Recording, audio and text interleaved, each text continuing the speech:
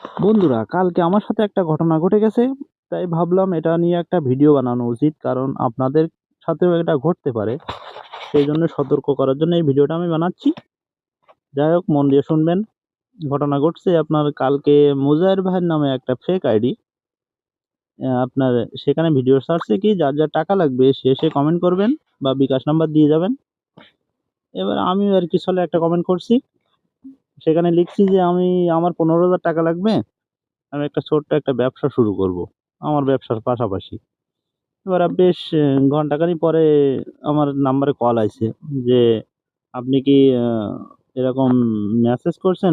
আমি মুজাহির ভাই বলছি। তা মুজাহির ভাইয়ের কণ্ঠ আর ভিডিও যে কণ্ঠ শুনি, তা তো স্বাভাবিক বোঝা যাবে যে মুজাহির ভাইয়ের কণ্ঠ কি অন্য কারো কণ্ঠ। এবার আমি বলছি হ্যাঁ করছি আমি।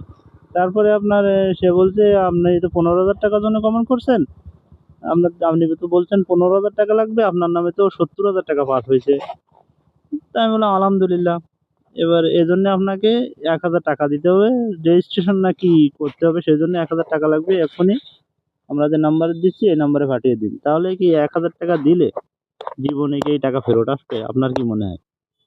তা অনেকে আমি দেখছি ওর ভিতরে মানে হাজার হাজার কমেন্ট, বিকাশ নাম্বার দেওয়া আছে। তো এরকম যদি 100 লোকের কাছে এরকম ফোন যায়, তাহলে মনে করেন এমনও ব্যক্তি আছে দেবে 70,000 টাকা আসছে সেই লোভে।